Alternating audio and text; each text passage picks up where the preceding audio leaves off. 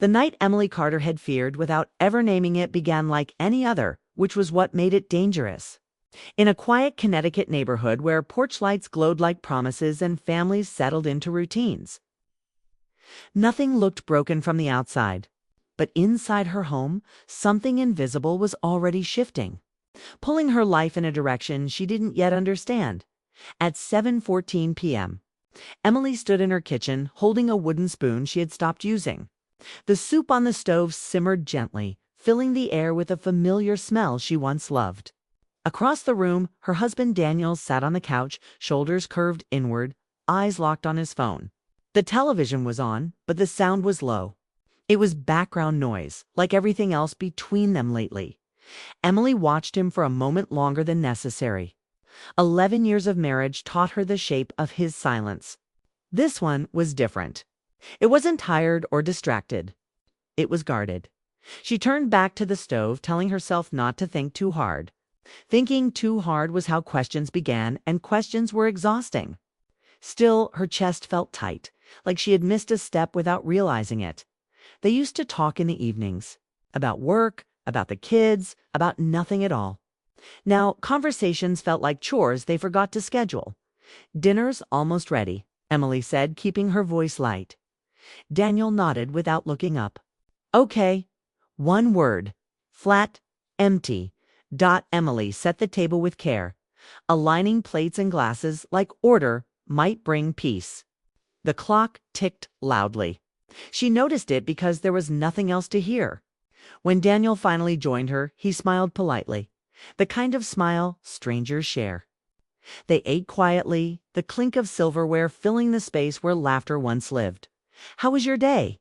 Emily asked. "Busy," Daniel said. "Meetings." She waited for more. There was none. She nodded and took a sip of water, suddenly aware of how tired she felt.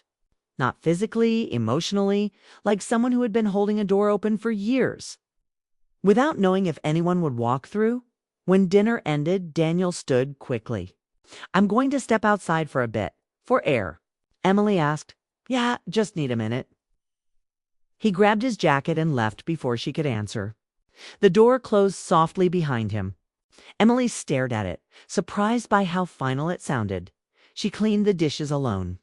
The rhythm of water and soap gave her something to focus on, but her thoughts wandered anyway.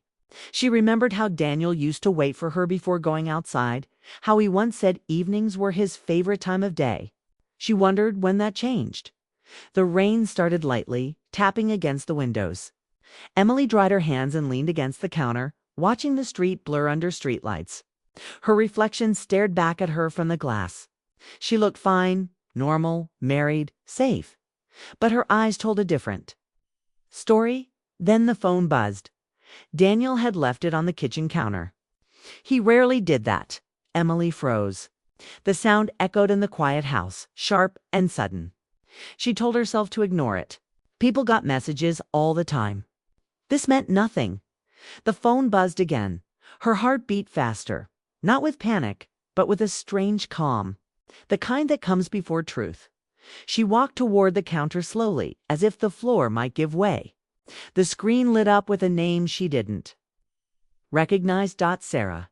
The message preview was short, casual, too familiar. "Did you miss me today?" Emily didn't touch the phone. She didn't need to. The meaning landed fully formed in her chest, heavy and undeniable. She felt cold, then warm, then empty. She thought about all the moments she had dismissed. The late nights. The new password on his phone. The way he turned the screen away when she entered the room.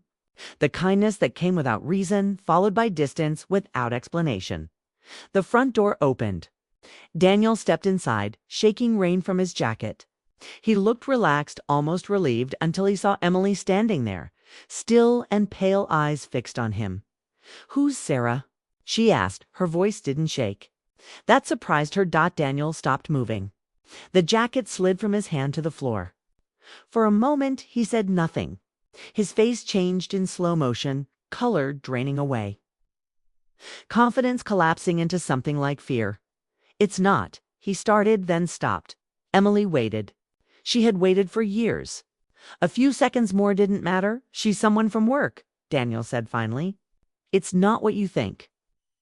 Emily let out a quiet breath, almost a laugh. She didn't feel angry yet. She felt aware. Then tell me what it is, she said.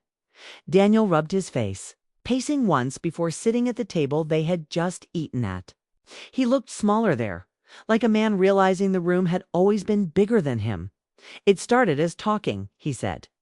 Nothing serious, just conversations. When? Emily asked months ago. The words settled between them like dust. Emily pulled out the chair across from him and sat. Her hands were steady, but her heart ached in ways she couldn't name yet. Why? She asked. Daniel looked up, eyes red. I felt invisible. I didn't plan this. It just happened. Emily listened. She didn't interrupt. She wanted to understand how a life could split so quietly, outside. The rain grew heavier, drumming against the roof like a warning no one had heard in time. Emily realized that the evening she thought would pass unnoticed had already changed everything. There would be no returning to before. Daniel kept talking, words spilling out now. About stress. About feeling distant.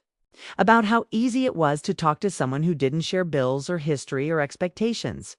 Emily absorbed it all, even when it hurt. Did you meet her? She asked. Daniel hesitated. That pause told her enough. Yes, he said softly. The room felt smaller. Emily stood, needing air of her own now. She walked back to the window, watching rain erase the street. Her chest felt tight, but her mind was clear.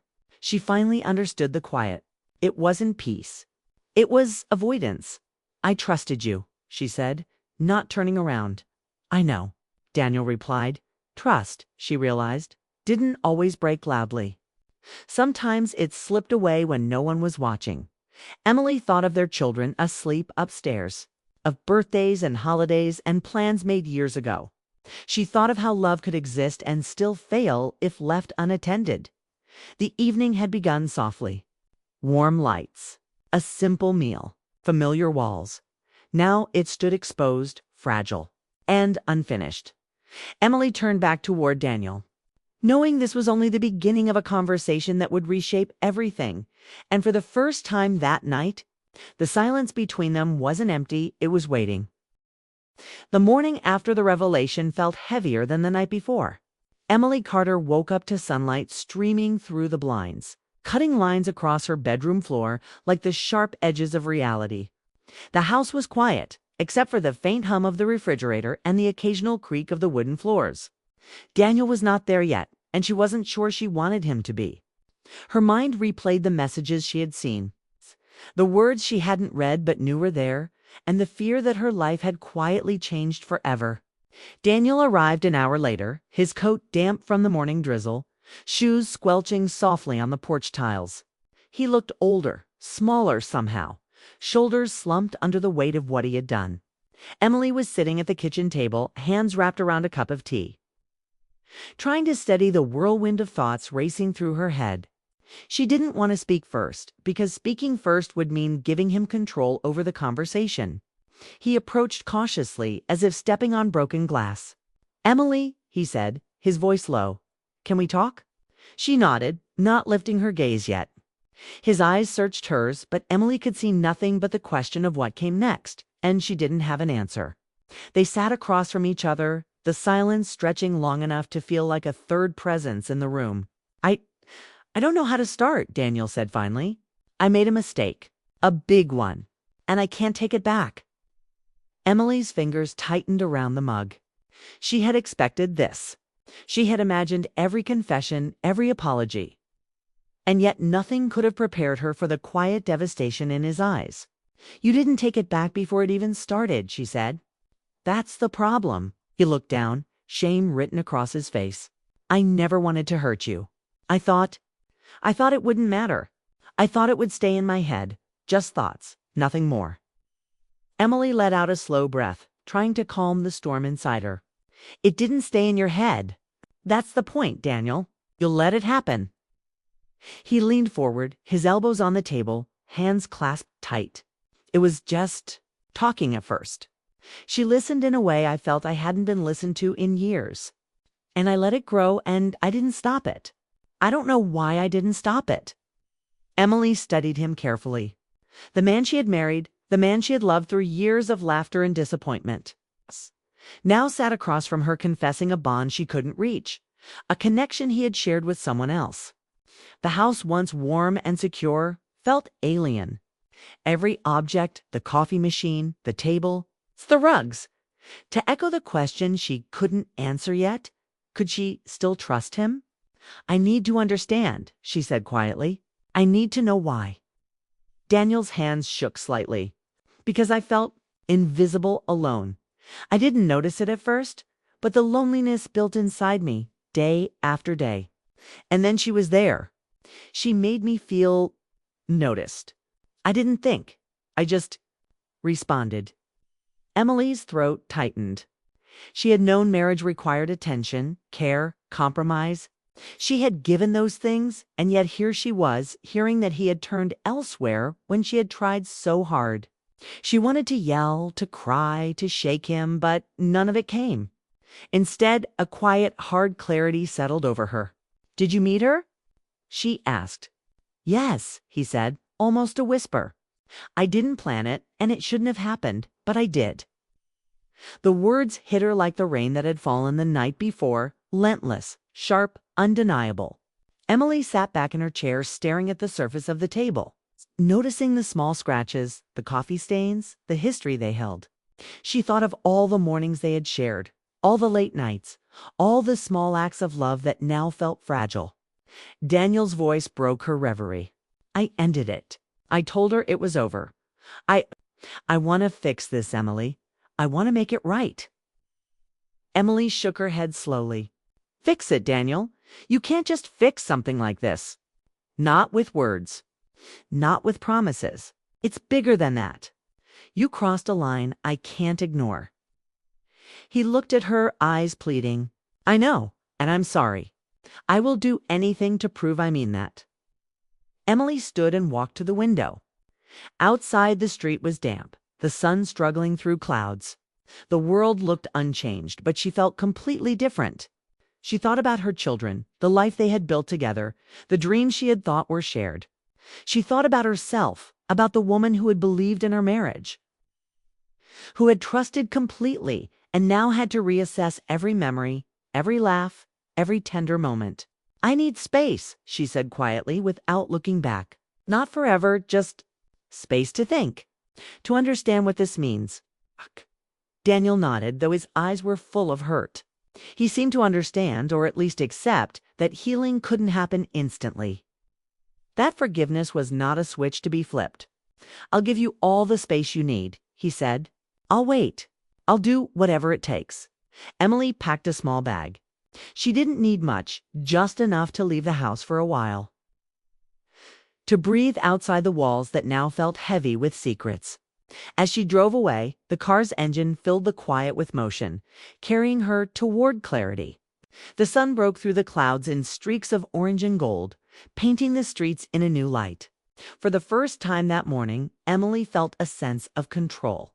She couldn't control Daniel's choices, but she could control her response. Over the next few days, the house remained quiet. Daniel stayed in the living room, avoiding her room, keeping to himself. Emily returned only briefly to check on the kids, who were confused but unaware of the full depth of what had happened. She found solace in small things: a hot cup of coffee, a walk around the block, watching neighbors interact from her car window. The ordinary world continued, and she needed that contrast. The normality that reminded her life could go on even when trust had been shaken. In those days apart, Emily began to see patterns she had ignored before. The little excuses, the sudden late nights, the way Daniel's laughter had softened around her but brightened elsewhere. She realized that love was not only about affection, but also about attention, awareness, and commitment. She had given her best, but it had not been enough to prevent the fracture. One evening, she sat on the porch with a blanket over her knees, the sky painted with the fading light of sunset. Daniel approached, hesitant, hands in his pockets. The tension was almost visible, stretching between them. "I know I hurt you," he said. And I don't expect things to go back to normal immediately. But I want to try. I want to be here for you." For us, Emily considered him carefully. She could see his regret, his willingness to face the consequences of his choices. And she could see her own strength, the ability to decide what she would accept and what she would not. "I need to decide if I can trust you again," she said. "That's not your decision to make. It's mine." He nodded again, silent this time, letting her words settle. For the first time, they were on equal ground. Not as husband and wife pretending nothing had changed, but as two people standing in the aftermath of a storm. Unsure what the future held, but willing to face it together or apart. That night, Emily returned home but kept a careful distance. They spoke minimally, and when they did, it was intentional, deliberate. The house, once a place of routine comfort, had transformed into a testing ground for patience, understanding, and the slow rebuilding of trust. In the following weeks, they attended counseling. Emily asked questions she had held back for months, and Daniel answered honestly, sometimes painfully. They discovered gaps in communication, unmet needs, and assumptions that had accumulated silently over the years. It was uncomfortable and at times heartbreaking, but also clarifying. Emily realized that love could survive pain if nurtured carefully, if honesty replaced avoidance, if actions matched words. She understood that forgiveness was not about forgetting, but about making a conscious choice to rebuild or to walk away with dignity. The quiet evening that had revealed Daniel's infidelity had also revealed Emily's strength. It had shown her that heartbreak and love could coexist. That betrayal did not erase the years of care and commitment, and that the next chapter of their lives could be written with intention, whether together or apart.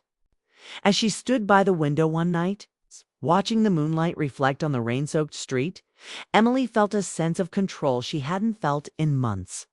The house was quiet, but it was no longer oppressive. It was full of possibility. She had survived the revelation, faced the pain, and taken the first steps toward healing. Daniel sat nearby, reading, waiting, silent but present. Emily didn't know what the future would hold.